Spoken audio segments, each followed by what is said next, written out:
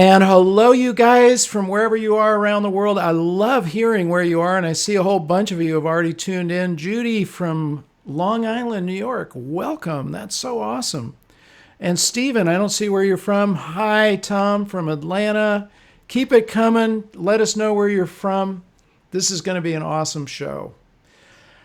I'm Marc Silver. I'm a photographer and an author in Carmel, California. And I am really happy to bring you this show. Today's show is sponsored by our friends at Bay Photo. Now listen, if you've read my books, you know a big part of the whole cycle of photography is sharing your work out to the world. Don't just leave it on your phone or in your computer. Work with Bay Photo. They'll make prints for you in any form you want. Books, coffee mugs, prints on your wall, cards, etc. I've worked with them for years. They give you great customer service, and you'll get a 25% discount for your first order. Take advantage of that. Support them, support yourself. They're awesome. Okay, now I am so stoked, and in California, that means we are completely excited beyond words. It's a surfer term. I'm so stoked to bring our guest, Scott Kelby, and he's someone that we should all bow down to and give thanks every time we open Photoshop or Lightroom, because frankly, I don't know where I'd be without his books teaching me how to use those tools. And, you know, that goes for most photographers, if not all photographers that I know. But he's also an amazing travel photographer. You can see some of his stuff on Instagram right there. He's also the CEO of KelbyOne, where they've trained millions and millions of us how to process our photos. And hey, on top of that, he's just a really, really nice guy with a personal philosophy. You never go wrong by doing the right thing. Scott, I am so happy to have you with us on Advancing Your Photography. Well, Thanks for thank you so joining much, us. Marc. There's no way I could ever live up to that intro, though. You know that. Well, we'll try. We'll try to make it work. You've Hey, I given do want me, to. you've given I me do want to echo. intros Oh, I'm too. sorry. I want to echo something you said about Bay Photo. Yeah, So they're the best. they are. They are amazing. I love them. I'm a huge fan. I've got a bunch of Bay Photo prints hanging right now, and their stuff is just off the charts. So I'm giving you super 100% backup on them being a top quality lab. Absolutely, great people too.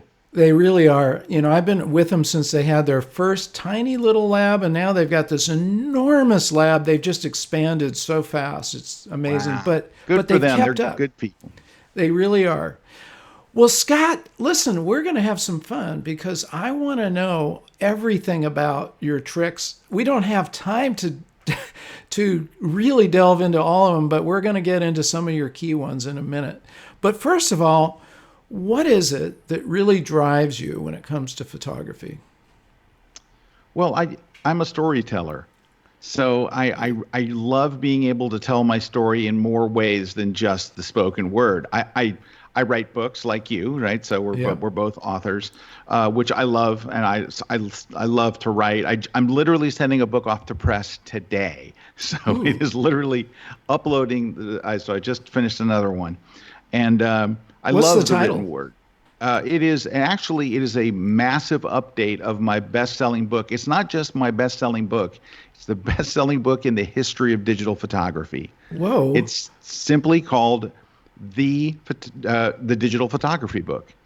That's its name, and it Okay. literally is the best-selling. It's sold millions of copies. It's in 36 different languages. It was the biggest thing I've ever done, and so Amazing. it's 7 years outdated. So I'm with a different publisher now that is photography focused, Okay. and I went back and added all the things that I've learned in the last 7 years. Things have changed and ideas have Yeah. changed and things and my pictures have taken or that I take are different, and I just went and redid the whole thing from top to bottom. Well, congratulations. I know what a project that is, so that's It is. very, So very hard work. I love the written word, and I love the spoken word, like we're doing here. But as a storyteller, photography just expands that story one more step. Yeah. And I like shooting casual video. Like I'll shoot video on my iPhone, but I don't shoot like pro level video, right? Right. Even though this is being broadcast on a Canon C100 cinema camera, A nice it's webcam. it's only because that's what we had. So anyway, You when just we couldn't moved our downgrade streaming it. studios home, I just grabbed a C100. So There you it's go. not what I would normally use. But so photography allows me to tell my story in a different way, and that's what drives it. As a storyteller, I love having another way to tell the story, and then you can bring the still image together with the the spoken or written story, right? Yeah. Either in my books or like we're doing here on a video. You get to bring all that together, the still and the video and the spoken and all. So it's a way of expanding how you communicate with people in an artistic way, and I just love it. It's so much fun. I'm with you. When I write a book, and I'm sure you do the same thing, I either start with an image and start writing about it, or I write something and I think, what image can match this, and I go through my Lightroom library Yeah. until I find something.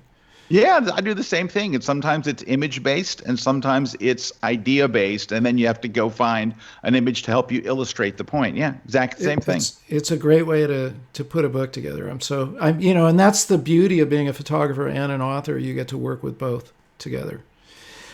Okay, now let's delve into your secrets here. So don't worry, we're not going that far. Okay, good. You know what? These guys don't know something about you. Uh-oh. Scott, I'm not going to embarrass him, but Scott is an amazing musician, you guys. I mean, when you go to his studio, you'll see a wall of guitars. And I asked him, hey, give me a sample of something you've done. And he just rips out. What was it that you were, I don't remember which one you were demonstrating, but it was one of the hair bands from the 80s, I think, as I recall. Oh, it's probably a good either Def Leppard or Bon Jovi song. Yeah, I think by Bon Jovi, actually. This is something you don't know about Scott. He is a super accomplished musician. He plays every one of the instruments, right? Sadly, On his yes. recordings. No, it's amazing. No chance to get good at any one of them because I play them all. You could have fooled me. Anyway, I thought I was listening to Bon Jovi in your office. That was pretty cool. Oh, thank you. But into photography, what are some of the key things that you turn to every time you pick up a camera or even before you pick one up? Well, I think one of the things that when I grab my camera, I want to have some kind of an intent. Yeah. I know so many photographers who will say to me, "Well, I'm going to go out shooting and I'm just going to see what I get." Yeah. Well, that's basically, you know what? You're kind of your photography is based on luck. Hoping I get lucky today and walking out and you just try to get something. Yeah. And luck is not a great strategy for success.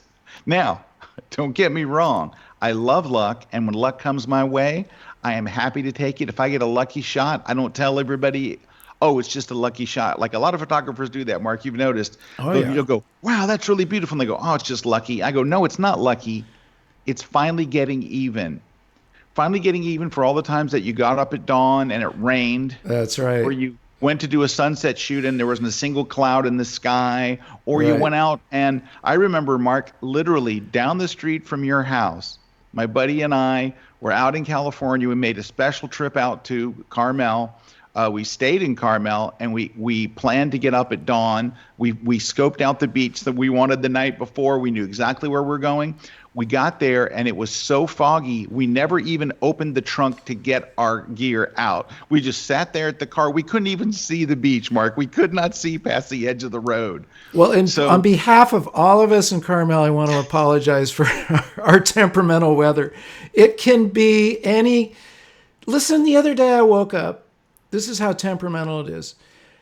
The light was just unbelievable. It was lighting up the trees. The sky was dark. And then on top of that, there was a huge rainbow.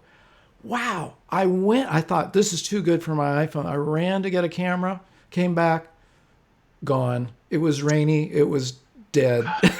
Yeah, that can happen. So that's why when I do get a shot that would be considered lucky, I'm like, there's been so many times where I was unlucky. This is just catching up and getting even. So I always Yeah. tell photographers, don't disclaim it when you got a lucky shot. We all get lucky shots, and we all have lots of shots that we really planned for, and that went wrong. So I think when I pick up a camera, Mark, what I'm trying to figure out is what do I want to do and how am I going to make it?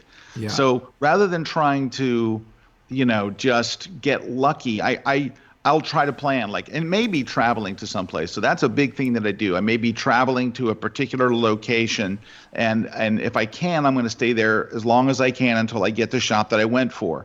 So I think having that intent and having an idea of this is what I want to accomplish, and this is how far I'm willing to go to get there. That includes, I always say, invest in your own photography. Next time you want to buy some gear, say, is that gear really going to get me a photo, or would a plane ticket to a particular location, flying Yeah. to Spain or going to Utah or whatever it is that you're into, like flying to that area and buying a hotel and getting up early and all the things that you do, is that likely to get you like the picture of a lifetime, or is buying a new lens going to get you the picture of a lifetime? So I think it's that Yeah. intent is I think that's one of the big things that I think of when I'm ready to do when I'm ready to do a shot. I really think through how am I going to make this happen, and I try to make it happen. It doesn't always work, as you know, but Absolutely. that's the Well, you intent. know that point about luck, Ansel Adams put it really well. He took the Louis Pasteur quote, "Chance favors the prepared mind," and he Yeah. said, "Chance favors the prepared photographer." You know, two or three of his most iconic shots were on a moment's notice. The moon over Half Dome, he was driving to the Iwani Hotel for happy hour, and he looked out, and there it was. He grabbed his Hasselblad and got the shot. It wasn't like he sat there for 12 hours waiting for the moon to come up. It just was in the right spot. But he was prepared. He had the camera in his car, right? Yes. Yes. That's the thing.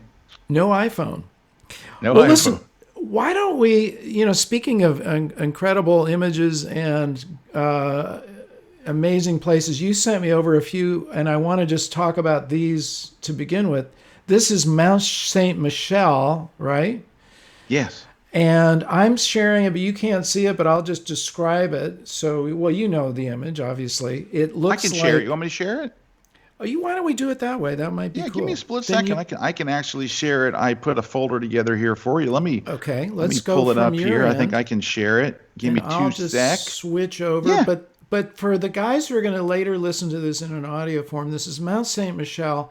It looks like blue, just into the blue hour, right? I mean, after sunset, Yep. or It's just yeah. right there. And we've got an incredible reflection in the water. There's so many positive, incredible things going on, and we are sharing right to your Lightroom. Tell me about this image, how you shot it, what focal length. I've got all these questions, but just give us the goods here.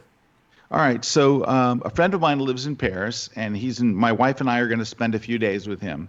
And I tell him, hey, look, I want to go to Mount Saint Michel. Now, he's a photographer, a very accomplished, famous photographer. And I said, I want to go to Mount Saint Michel. And he goes, really? Me too. I've never been. I'm like, you've lived in France your whole life. This is 4 hours from you, and you've never been. He's like, no, I've never been. So my wife and I, his wife, and we all pile in a car, and they pick us up at the airport.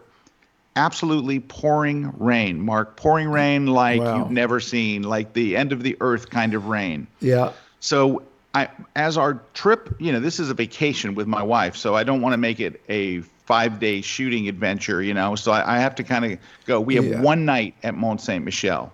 We drive for 4 hours from Paris Charles de Gaulle Airport to Mont Saint Michel, the town, and it rains the entire time. And I'm like, that's it.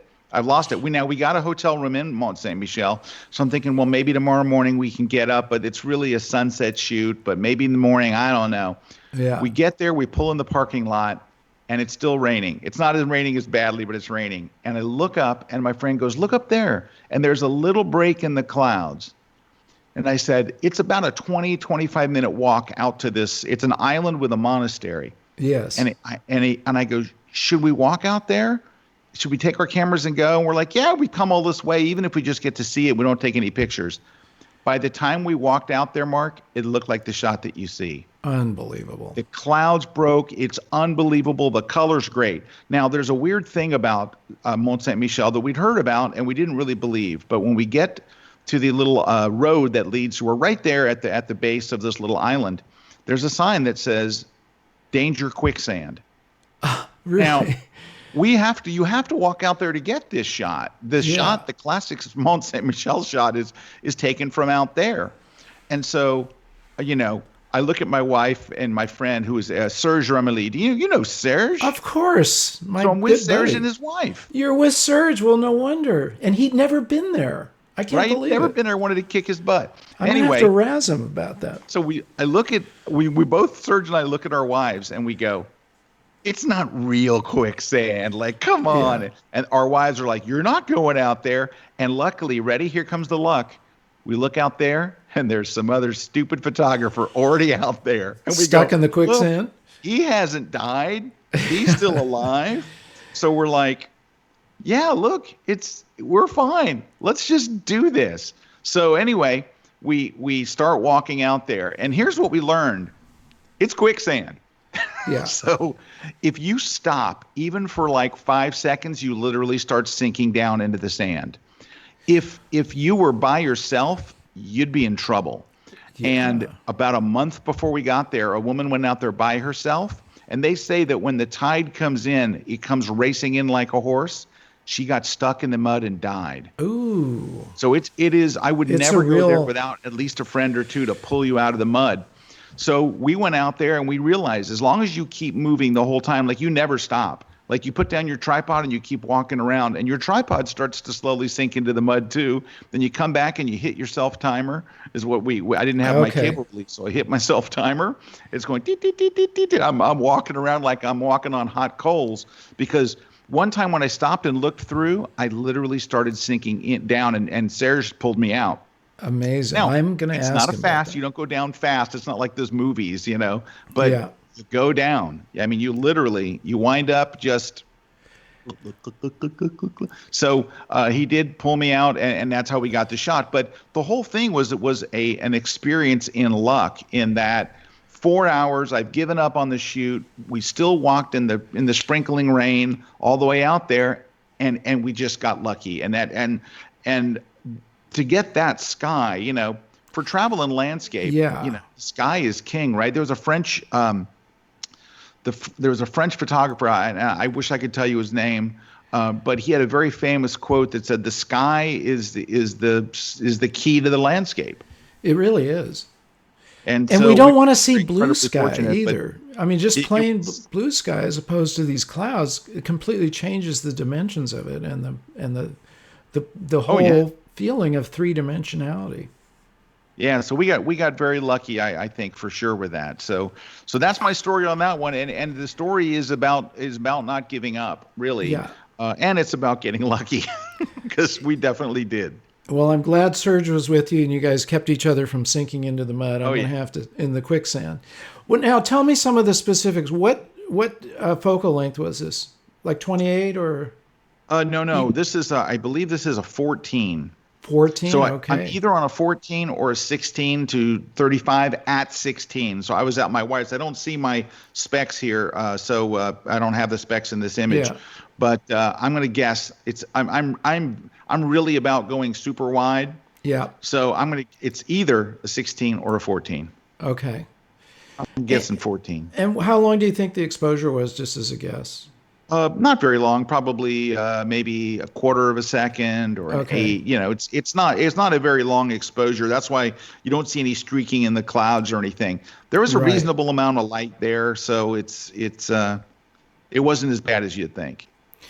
And did you tweak the white balance, or are we looking at what the sky looked like? Oh no, we tweaked the white balance. Yeah. Yeah. Okay. It was already. I just made it more intense. It was already pinkish, and it's sunset, but. Yeah, if I can make it look a little more like it looked when I was standing there, I'm going to do it for sure. And if it looks a little better, Mark, I'm okay with that. Hey, I know. Hey, it's about storytelling, right? It's about the feeling that you had and what you want to convey. Absolutely. Okay, you want to show us another one? Sure. I've got another one here, Let me and let me move just back to grab it your real screen. quick. Yeah, well, let's do this one. All right. So this shot was Oh, yeah. taken in the Forbidden City, and of course, I shouldn't have been there. Okay. I'm just going to let that hang there for a second, Mark. Yeah. Anyway, so the Forbidden City, obviously in Beijing, you can imagine how crowded it is. On a regular day, there's tour buses and there's people everywhere. There's just so many people. They're all And we're on a forbidden, tour though. ourselves. My How does wife and that I work? we're in a tour bus, three tour buses all together.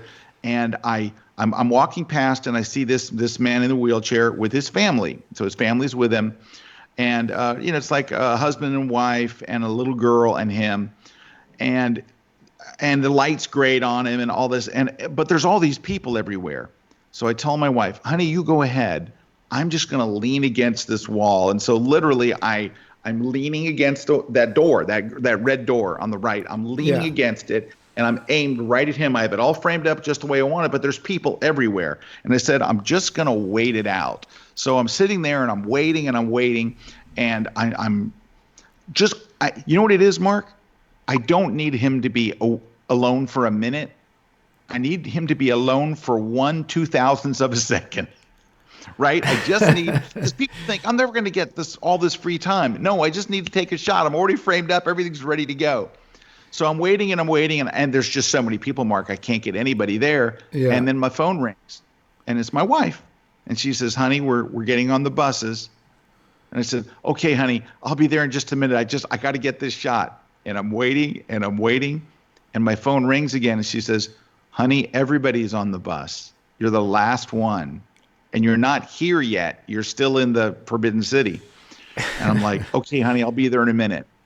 And I'm guessing it's his granddaughter, runs over and she says something, and the parents turn and leave. And Mark, I had a split second, and bang, yeah, I got the shot.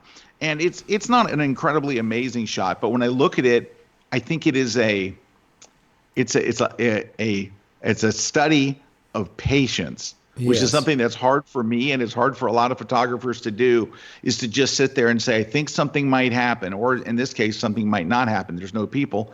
And you just got to sit there and wait sometimes. Like sometimes you just got to have patience. And so I got the shot. I'm happy with it. I think it's just kind of a wonderful moment, and all the colors work. Even his chair's red in the back. I mean, it all Yeah. kind of works together. But I think it's one of those things where it's another part of photography that is hard for a lot of us. If the shot doesn't appear, we move on. You know Jay Maisel, of course. Yeah. Jay has a wonderful thing where he talks about the importance of slowing down. He's like, Yeah. wait, just wait for things to happen. If you're moving from place to place to place to place because you think something great's going to happen around the corner, you're never going to have the opportunity for something to develop in front of you. So that's the whole little lesson there. That is a good lesson. Minor White put it this way. He said, keep your mind empty like a sheet of film and allow the photograph to come to you. Just exactly what you're Yeah, saying. yes. Because it's, who's to say when it's going to come to you? It might be a minute, it might be an hour, it might be, Ansel Adams waited 9 hours for the clouds to line up the way he wanted them. And you have to be willing to invest that time into your photograph. I don't know if I have 9 hours in me. 9 hours is, okay, maybe not, but maybe But you know set it what? up and go do something and come back. That's why he's Ansel Adams, right? Because he was the guy Exactly. that would do 9 hours. He would All do right, the it. last one I have for you is obviously very recognizable. This is Tampa, Florida. No, Yeah, this is exactly. I thought so. It looks kind of like all Busch right. Gardens So, or my wife takes me there as a surprise, like a surprise thing for my birthday. She surprises me and says, "We're going to India, and you're finally going to get to shoot the Taj Mahal." And I know it's been shot to death, but she's like, "I know you want to see it, so let's go." So we go there in the afternoon. The first day, we're going to stay in Agra, where this is, for a few days, and it's so packed. It's as packed as the Forbidden City. another Thousands and Forbidden thousands City. of people. And I tell you what, nothing kills a travel shot like tourists, right? No So they kidding. have no right to be there, Mark. We're the only ones allowed there. Those darn tourists. Anyway, Well, it So looks like you got I rid don't of really them. get any good pictures, and it's foggy and everything anyway. So I tell my wife, honey, I'm going to get up in the morning and I'm going to come back. You want to come with me? And she goes, you go get that picture, honey. I'll stay here in the hotel and have room service. So I get up in the morning and I go and I figure, well, there's going to be hundreds of people that are going to be first in the door. You know how many people were waiting to get in, Mark? Like four. Like Why? That's another amazing. photographer from the U.S., and two British guys, and me. And there may have been five, maybe a fifth person, but they were all like U.S. Western people waiting to go. Now, I Yeah. had been there the day before, and I knew that the fountains that are in front of the Taj Mahal were empty. Like there just Okay. was no water, maybe an inch of water. For whatever reason, there just was no water, and it wasn't a very good shot. But the other photographers did not know. So when I came in, I went right past the fountains and went all the way down straight to the Taj itself. And I walk up the stairs, and Mark, I am there by myself. It's me Unbelievable. and the Taj Mahal for 25 minutes. There's nobody there. So I'm up there, and now this is the side of the Taj Mahal. So I didn't know this, but the Taj Mahal looks the same on every side, and Okay. it is a mausoleum. So there is a mosque on the left, there's a mosque on the right, and then you Yeah. have the Taj Mahal in the middle. So Okay. I'm up there where you see, like right up there, up top, and all of a sudden I hear some women crying. All right. And I'm like, as soon as you're like, what if something's wrong? And I see two women, and so I leave this. Now I've shot it to death, Mark. So I don't want to be a hero here. It wasn't. Yeah. So I shot it to death, and I hear them and said, you know what? I better go check. There's nobody here. So I go down, I leave, and I come all the way across that big area of tile that you see in that picture, right? Yeah. So I get all the way down there, and as I get closer, I can hear them. And I realize when I've left the shoot, Mark, and come all the way, I mean, it's a long way. Yeah. They're, number one, they're not crying. They're laughing. Huh. It's two Japanese tourists dressed as Indian women with a whole Indian outfits, the red dot on their head, the whole nine yards, and they are taking pictures and selfies and laughing hysterically at each other. So I get out there and I'm like, are you kidding me? Are you serious? Like, and I didn't say anything to them. They look at me and they're like, they're like, uh-oh, we're busted.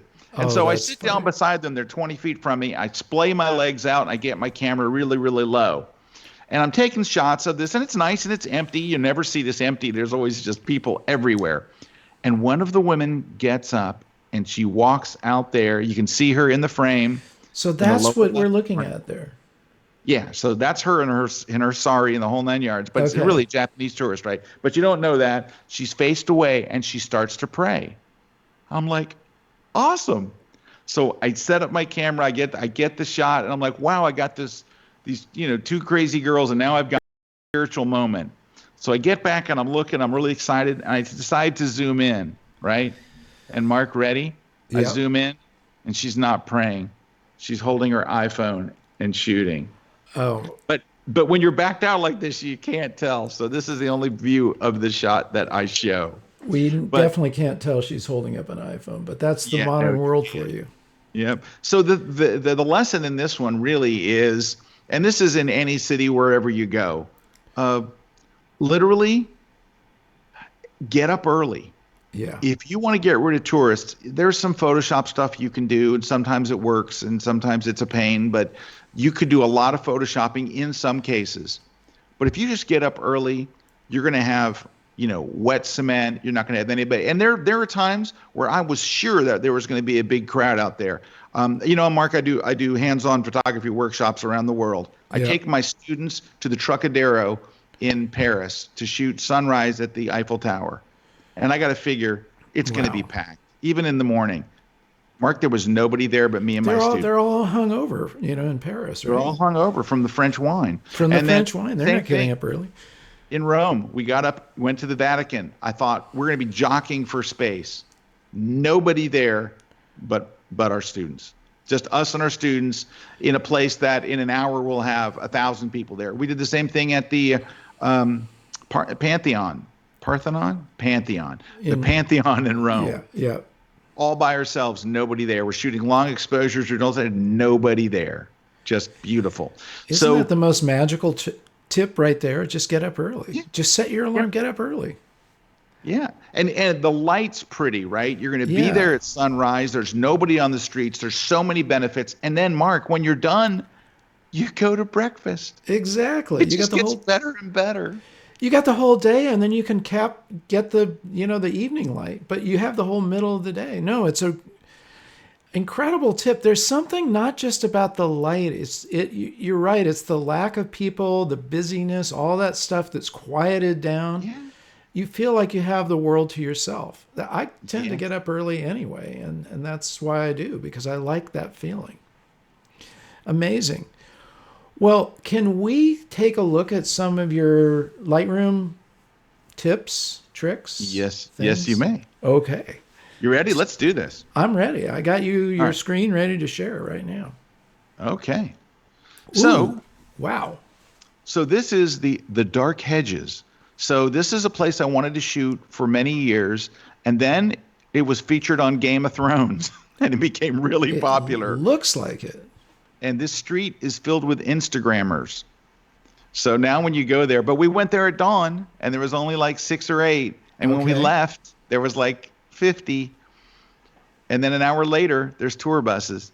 So Is this in the it's in UK? Northern Ireland. Northern Ireland, okay. And you park in the parking lot, and you walk, and it says this way to the dark hedges, and there you go.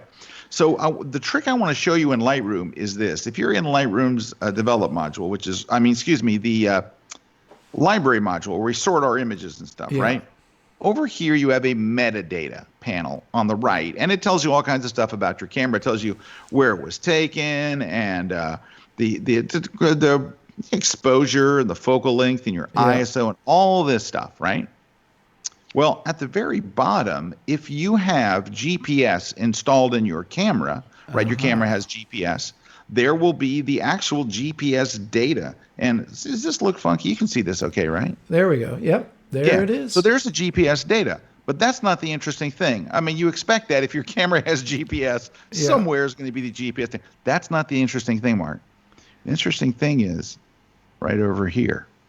Oh, I this know what button. you're going to show. Yes. That little arrow. Click. So if you click that arrow, what it does is takes you over to the map module and shows you the exact place you were standing when you took the shot. Isn't that So amazing? anytime you have GPS, Lightroom automatically puts that on the world map. Isn't that something? That is a We're cool not thing. done. And you can also This find is the start. I'm leading up to the cool trick. Yeah, I was going to jump the gun, but I'm going to shut up. But if, for example, there's a search up here and you go to Paris, and it'll take you to Paris, and you can zoom in, via satellite. Yeah. And then that little dot will show you where Paris is. And if there's photos that you've taken, they would be there. Right. Now, I've been to Paris. I did a workshop, and I've taken pictures. They're not on here. You know why? You didn't have GPS then, right? I didn't have GPS in that camera. So this is what the trick is leading to. Mark, may I call you Mark? I wish you would. All right. So that's what this is leading to. So, for example, here I am shooting a football game. All right. This is Falcons and the Tampa Bay Bucks. I'm shooting Was that for in the Paris Falcons. too? This is not in Paris. This is a I'm different just kidding. place. But, I could see them. There will be games in Paris one day. There's already in London. It's coming to I know. Paris. We had the NFL in London. It was kind of weird. Yeah, it is weird, but it's cool. All right. So anyway, we have all these shots. So here's my trick.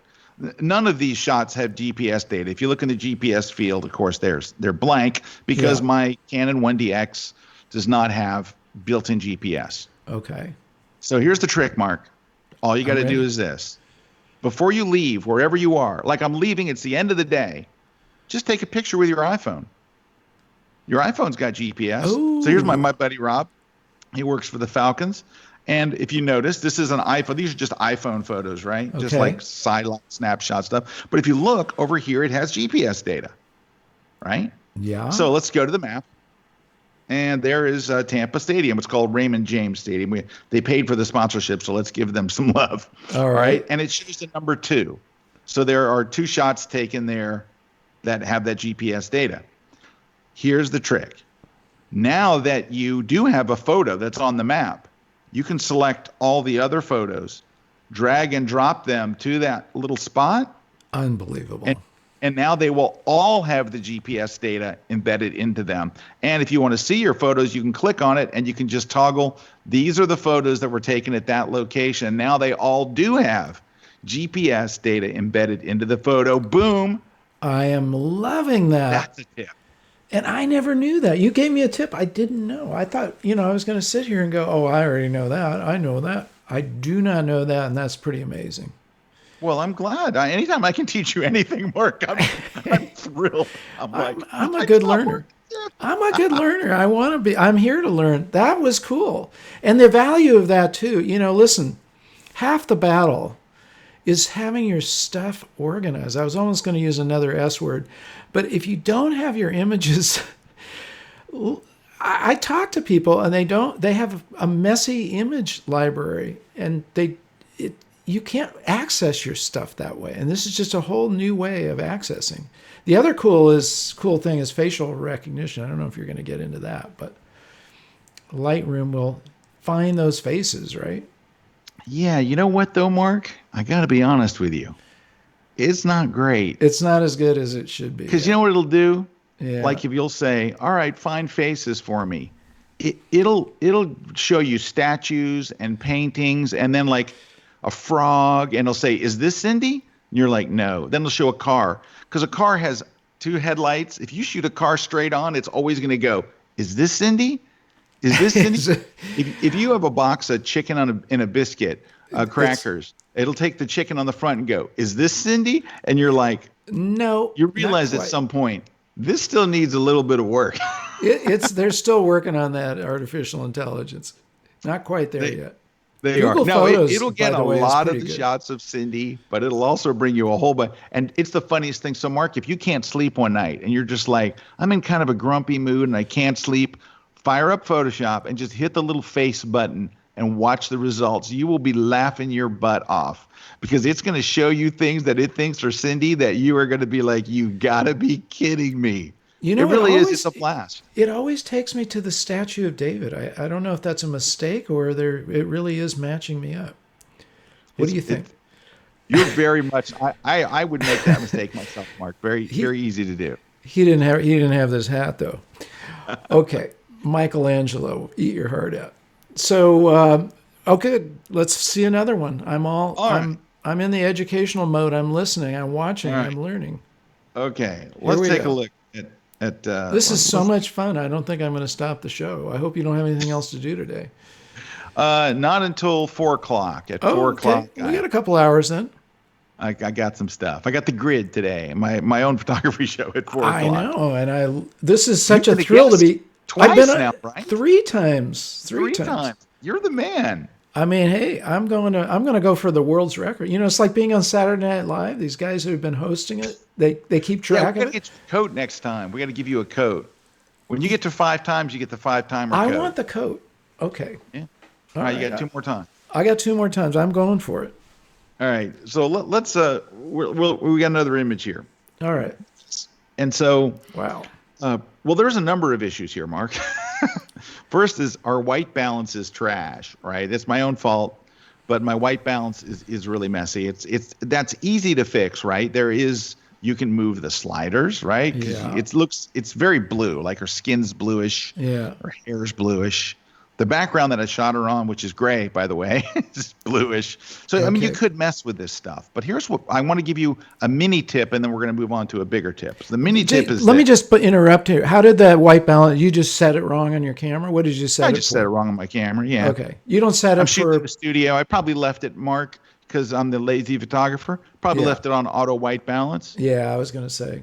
Okay. And so, it's or I left it on whatever it was the last time I was outside shooting, like, cloudy or daylight or fluorescent or who knows what. Yeah. Okay. And so anyway, it wound up definitely too blue. So my first tip would be an easy way to get your white balance correct is to use the white balance eyedropper tool. I love it. You're just supposed to click it on something that's a neutral color, right? Yeah. But that's not the tip. That's what I use. My main tool for correcting color is this eyedropper. You just click it around your photo and it sets the white balance, and I'm looking for something that's kind of neutral. So, a tan, a beige, a gray, something like that. Okay. But the tip is this. If you were to make the left side panels in Lightroom open, at the top you see the navigator. So it's a small picture of her. And it gives you a Right. live preview as you move Mm, around in that little box of what the white balance would look like if you clicked in that spot. So it's a white balance preview. yeah. So if you can just kind of move around and go, well, this looks pretty good right there. Click, and your white balance is set.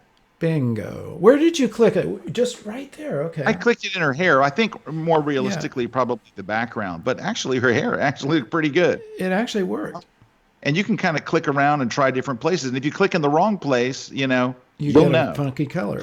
Yeah. You'll know instantly. But so Yeah. you do get a preview up in that left corner. So my question to you, Mark, is if Adobe has created the technology to show you the preview up in the left corner, Yeah. why can't they just do it live on the picture?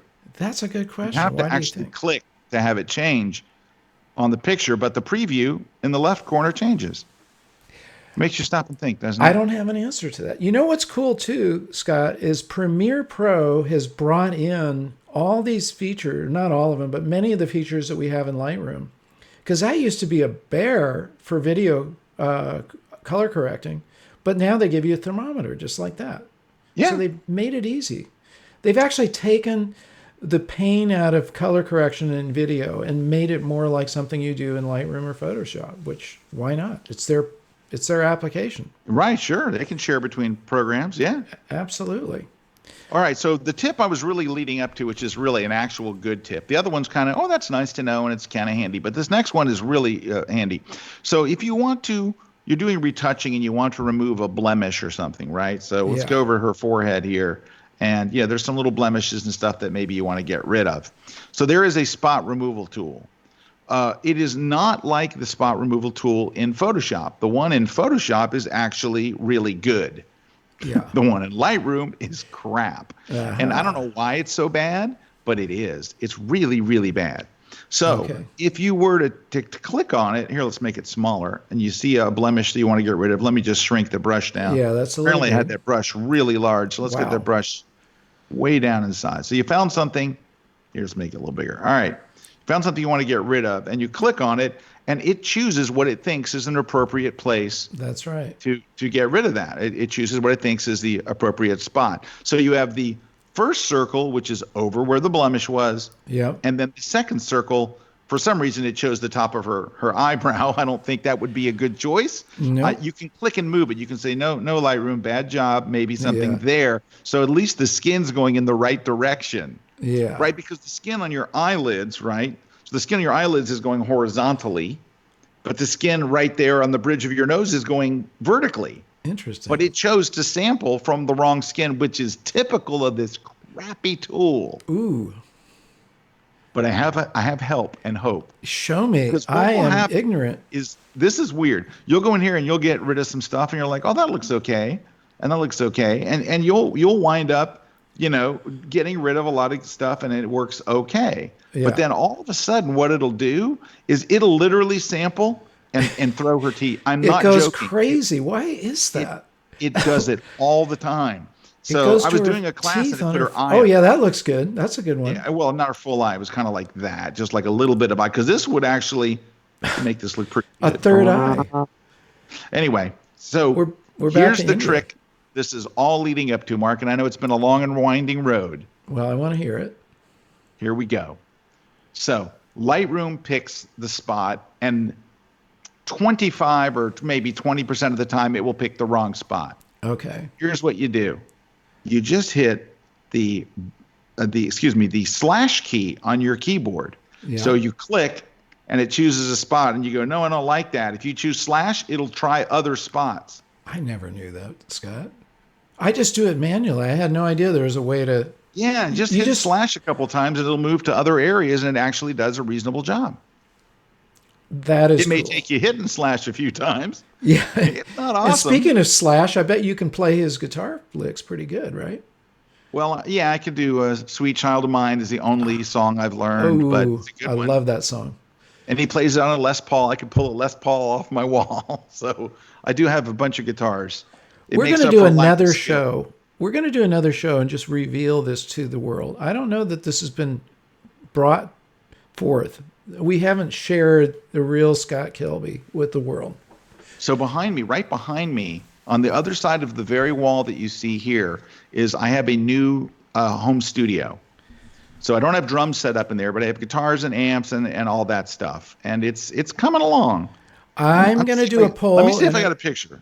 It's if very we have small. if we have the audience agreement, we're going to do. What do you guys think about seeing this side of Scott Kelby? I mean, I'm telling you, this guy is really good. He's humble, but he plays all the instruments, and he really knows how to rip.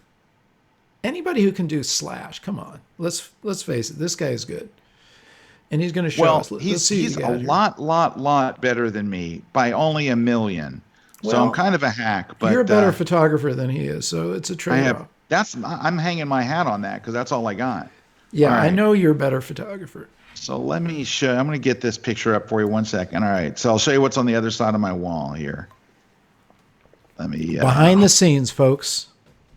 So this is what's directly behind me. Let me get it up on the screen. 1 second. It's taking me just a moment to get. It's okay. And then we're going to take a couple of questions from you guys. So, you know, all right, here we go. I feel deja vu. Eric's on here. Of the screen. Check it out. Whoa. So that's not the whole room, but that's where I mix from. And that's a serious studio. Look, you got a 12-string guitar. How many? Are you a Fender man primarily? Are those all Fenders? No, there's two Fenders there. So you got a Paul Reed Smith on the far left, which I went out to California to the NAMM show in Anaheim, and I fell in love with that guitar, so I got that there. Next to it is an Ibanez. Then you got a Fender. My wife got that for my anniversary 2 years ago. My beloved Fender Strat, the best Fender Strat I have. Nice. Next to it is a special Canadian version. Only 500 were made for the Canadian market, and it's got flames on it. And then I've got a Music Man bass there. Look at that. Canadian, eh? Yeah, Canadian, eh?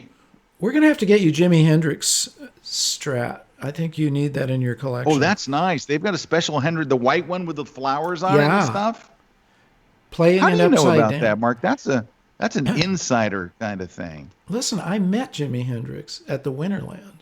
That's a whole story. Did I ever tell you that? My gosh. That'll be for our music edition here. No, Mark, every time I talk to you, I tell you the same thing. You have led an amazing life. You are a lucky son of a gun. In all the things that you've said and done, all the people that you know. You met Jimi Hendrix. I met Come Jimi. on. I flipped out. I could hardly speak. I was a 17-year-old kid, and he came walking over to me, waiting for this concert to start, and I was like, bah, bah, bah. I really, literally couldn't talk. It was a wasted moment, but I always remember it. And someday I'll tell the whole story. Pretty amazing. Well, why don't we pick up a couple of questions if anybody's got a question out there? I saw Eric floating around here. I was going to say this is like deja vu. He's the Kuna Man? The Kuna Man. We should have him on the screen. So here we go. Who's got a question? You guys, look, this is your moment to ask the man. You're never going to find a more knowledgeable person about Lightroom and in your whole existence. Plenty of people out there more knowledgeable with shorter hair. Well, okay. I mean, but again, listen, when I first, and I'm sure you were the same way, I got Lightroom when it was in a beta form, there was no manual. Yeah. And it was like, how do you work your way? What does this thing do even? And you came along and, their manual didn't exist. And then the first manual they wrote wasn't much help. I mean, it was a little bit. I still have it, a little tiny skinny. Remember that? For Lightroom 1? Oh, I do. When did you write your first book on Lightroom? Was it around I wrote that it time? while it was still in beta. Okay. Which was a huge, huge mistake. I had to update it and create PDFs and updates for it 3 times and then redo it again when it launched. I never did that again. It was a horrible, because it was a year beta. And, I was really into it and excited, and I kind of helped with the early development stuff, not the hard stuff, just the UI stuff. Because, when I first saw it, it was gray, light gray, like Acrobat. I remember that. And I remember meeting with the Lightroom team out in California, and I said, guys, this looks like You're telling me this is going to be the program of the future, but it looks like Acrobat. It looks like nothing about it says cool. Why don't you have a black interface? Why isn't it cool? Why isn't it? This is new and all. Yeah. And they were like, well, we think it fits with the other. We argued. Well, then I wound up doing a Photoshop World Conference in Tokyo, and Kevin Connor, who was in charge of Photoshop at that time, he were having lunch together, and he goes, by the way, we're changing the interface to black. Well, come on. And They listen to you. I wasn't trying to win. I was just like, I was really there. You gave me all this hype about how this is built from the ground up for photographers, and you open it up and it looks like a spreadsheet. And I'm like, not the right look. That's not what we're looking for. And then when they launched it, I don't want to take all the credit for it. I was just probably one of many voices, but I was a really cranky voice about it. Well, that's okay. You saved us being cranky. Well, here's a question. How do you properly manage Lightroom catalogs? I'm not sure what the problem is, but maybe you could just give a little quick overview of how you use. Sure. The real secret to happiness in Lightroom is literally for Lightroom Classic users is just to have one catalog. Yeah. There shouldn't be any managing catalogs. You have one catalog. Even Adobe will tell you, just use one catalog. Now, the reason we have multiple catalogs was way back 12 years ago. If you had a catalog, it could only hold so many pictures. Right. And it would get full and it would become unusable and you had to create a new catalog. Well, they many years ago fixed that, and now they have users that have over 6 million images in one catalog. So the secret is pick whatever your best catalog is, whatever your catalog that you have that you love is, and take all your other catalogs and put it into that one catalog. Here's how you do that. So in Lightroom, you go under the File menu, and you go choose right here, Import from another catalog, right? Go, and then just go on your drive and go find wherever you keep your catalogs. Click on it, and it'll say LRCAT at the end. That's how you know. Yep. Hit choose, and it will bring that catalog into your main catalog. And bingo, so go choose whichever catalog you have. You probably have one that you like. Like this is my main one, but then I have 6 others. Bring them all together, and then your management problems go away. Now, what if you're thinking to yourself, I don't have one I really like. I have no catalog that is my best. They're all kind of a mess, because that's a very common thing that I hear. Then start from scratch. Here, do this. Go under. Just start a whole new catalog and import everything into it. Yeah. Yes, exactly. Go and create a brand new catalog. Go into the File menu, say New Catalog, and you just get an empty nothing. And then you do the same thing. Then you go and choose Import from another catalog, bring all your other catalogs in. You're starting from scratch and everything's clean. Once you do that, all of your managing your catalogs goes away. There is no managing catalogs. You have a catalog. All your photos are there. Your life is easier. Backing up is easy. Yeah. It's just one catalog. It's just so much better. It will give you a happy Lightroom life. And if you do want to split your photos up, let's say like I have I have a large drive that I have my photos on, and I have personal work right in one section of the drive, and I have the studio work, but it all goes to the same catalog. So yeah. I can just flick between the two. Sure. Okay, Michael has a question. I was just able to acquire an A9 II. Good work on you. I'm learning it daily. How would you transfer to Lightroom, load to a desktop, then import, or import directly from the camera to Lightroom? What I recommend people do, because people get lost in the importing process. It is where people mess up the most. What I would do is this to make your life really easy. And it's going to sound really simplistic, but it works like a charm. Take the images on your camera from your new Sony, drag them onto your external hard drive, wherever you keep I hope you keep them on an external hard drive like Mark and I. But drag them directly onto your external hard drive, wherever you want to keep them. So for example, for me, if I took a travel photo, let's say I went to Cuba, I would take a folder of images. I would put them in my travel photo folder on my hard drive, my external hard drive, and I would name it Cuba. So It goes inside my travel folder. Once you have that done, you know exactly where your photos are. If you were not using Lightroom, or I met you on a plane and I said, hey, where are your photos from Cuba? You'd go, oh, they're on my external hard drive in my travel folder. So you know where they are. Yeah, they're all set. Lightroom's not even a part of it yet. Yeah. Now, once you've done that, step 1, drag the folder of images or copy them into a folder on your external hard drive and give it a real name that you'll really remember. Step 1. Step 2, take that folder and drag it onto the Lightroom icon. It will bring up the import, and it will say, you want Lightroom to manage these photos? Hit import, and you're done. You know exactly where your photos are.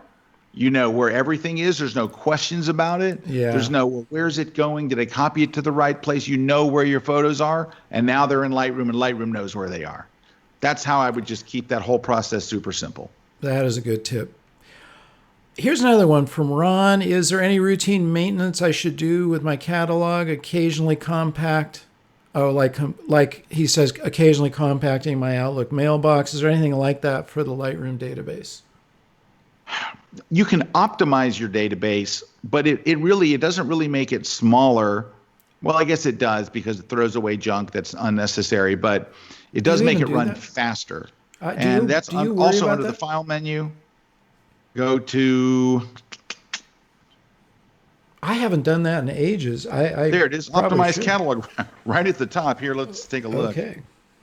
Yeah, right there. Optimize catalog right at the top under file menu. Okay. And it does. If you haven't optimized your drive in 6 months or a year, better do that. Anytime it feels a little sluggish, go hit optimize catalog. And it'll even tell you, it'll bring up, if your catalog is large, has been running slowly, optimize may improve in performance. It's going to take several minutes.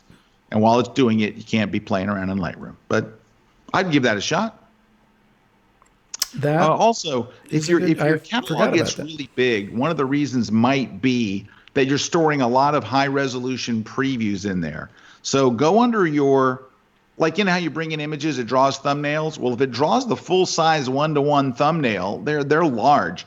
Go under your Lightroom preferences and go to, let's see where it's at. It always takes me a minute to find it. But there is a checkbox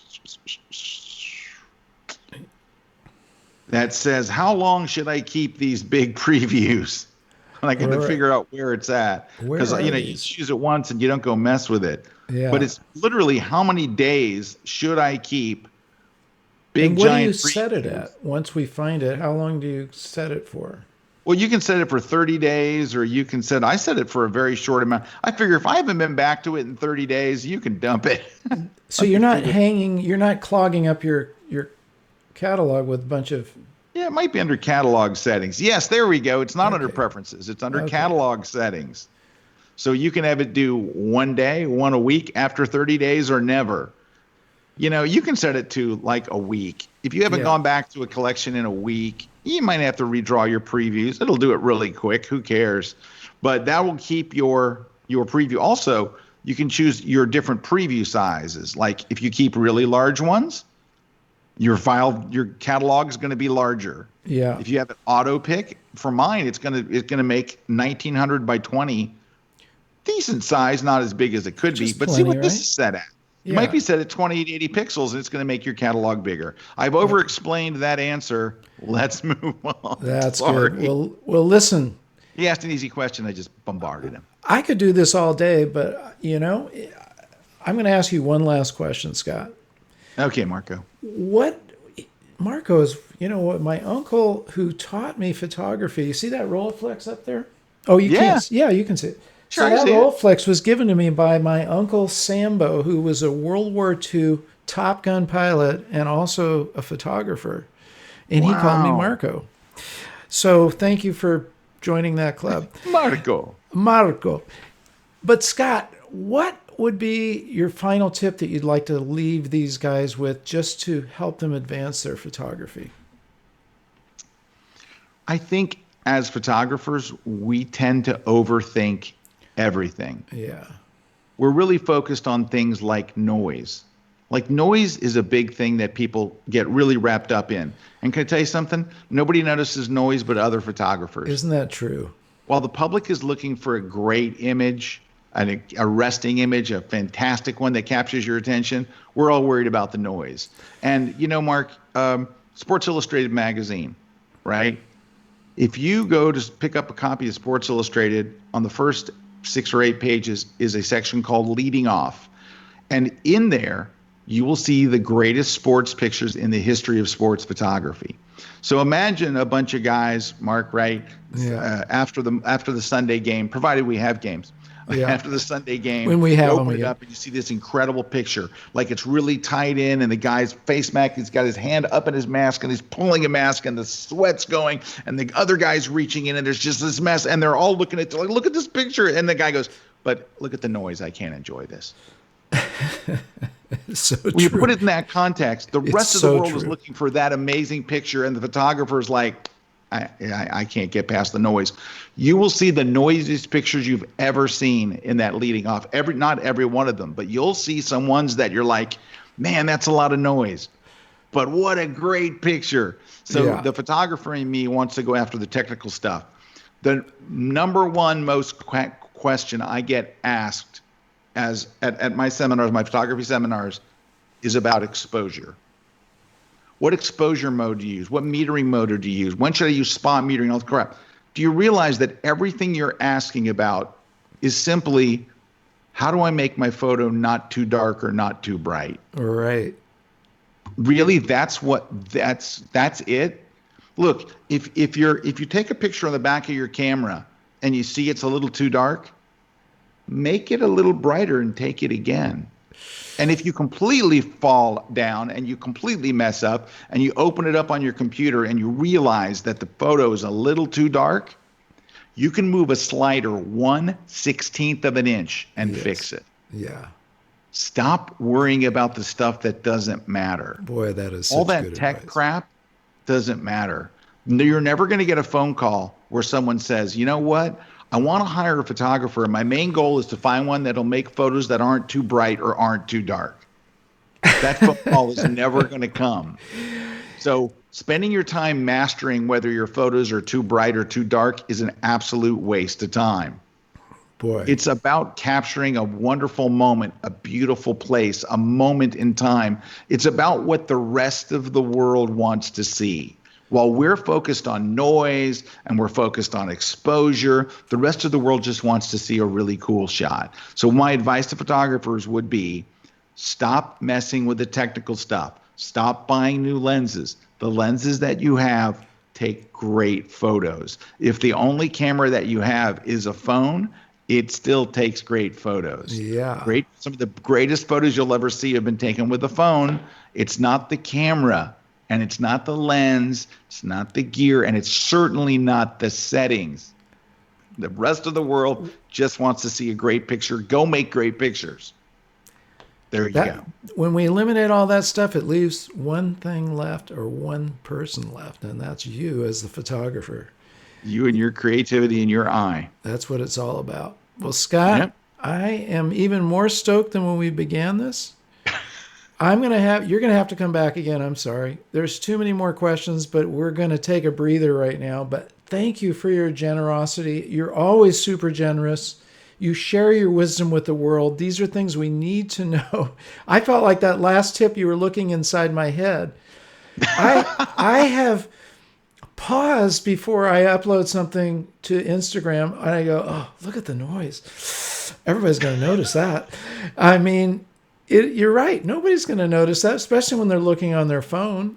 Come on, lighten up. Come on. Anyway, again, thank you. We're going to look out for your book. We'll put a link. When is it actually going to hit the like Amazon? Unfortunately, the printing process and getting to Amazon's warehouse, it's going to be about 8 weeks. Okay. Which kills me, but it is what it is. Well, as so soon I as would you say have it available, you let me know, and we'll let all these guys know. Couple months. Okay. I'm going to pre-order as soon as it goes live on Amazon. You did that Sweet. for me. Is it up there? 3 weeks? Is it up there yet? Yeah. I don't know. Okay, I'm going to look, and as soon as I can see it, it's going to be pre-ordered. You did that for me with my Create book. I really appreciate it. Hey, I think I can show you a picture of the Let's cover. see a picture. Let's go. I might have it right here. Oh, here it is. I have it. You guys are getting more inside secrets of Scott Kelby than no one's seen else. this cover. You're going to be the first ones because not even Amazon has seen it. That's how deep secreted this is. Let's check it So out. let me get it on screen here. Here you go. So that's the cover. Nice. Very simple. Yeah. And it's not the final cover, but that's very, very close. So we added some more text, and we put some interesting stuff in the viewfinder, the LCD on the top. Oh yeah. And extended that black bar down a little so the camera and the black background unite. So it's 90% is what you see there. Okay. Kim made a note here. It's not available yet, but soon. Thanks, Kim. We'll make sure we put links into all our stuff. We will blast it out because we want you guys to get this book. But Scott, again, thank you. Enjoy the rest of your day. Enjoy the grid. Thank you. I've got to get on it. To be on your show, Mark. It's my honor. Listen, and I've got to arrange to be on there 2 more times so I get the jacket. I want you to get the coat. I want to put the coat on you like they do at the Masters. Eric, schedule me up, dude. Thanks again, Scott. Thanks, buddy. Thanks to all your viewers. Appreciate the opportunity. Awesome. Wow, you guys. How cool is that? I mean, really, I don't know where else you're going to get that kind of inside skinny. Now you know all sorts of things about Scott, and he is just an amazing guy. I mean, what can I say? This is why he does what he does. He's super generous, and he knows his stuff, and he shares it so easily, and he hits the nail on the head. It's not a lot of junk. I love the tip. That last tip, my head is already reverberating because I'm so guilty of that, of obsessing over something that nobody else is going to ever notice but me. I'm the only guy that's ever going to know that. Who cares? So let's all, we're not worthy. If you saw Wayne's World, you know what I'm talking about. But once again, thank you, Scott. And listen, I want to leave you with that. I want to remind you of a couple of things. If you haven't already joined the AYP Club, definitely get into that Facebook group. It's growing every day. There's new stuff happening. Jared will put the link up there. I need you guys to do something also. I need you to tell your friends about this show. Let your fingers do the walking. Share with your friends the video. Make sure you leave your comments. One other piece of news. So these are going up as audio podcasts as of this week. We are on Apple. We'll be on Spotify. Everything you've seen recently with our video podcast will become audio podcasts, which means you can re-listen to them. You're driving in your car, you're working out, whatever you're doing, you're going to be able to re-listen to these, and you'll remember the images and you'll remember what we're talking about. So that's pretty cool. We'll let you guys, we're going to do an official launch on that really soon, but that's a piece of news. My goal, as far as what this channel is all about, is advancing your photography. My goal is to bring you people who have already done that so that you can advance your own photography. And remember, advancing is a continuous process. It never ends. I love you guys. Thank you for tuning in all over the world. If you haven't already subscribed, make sure you do that. Leave your comments and likes. And remember to get out and capture your own images of life.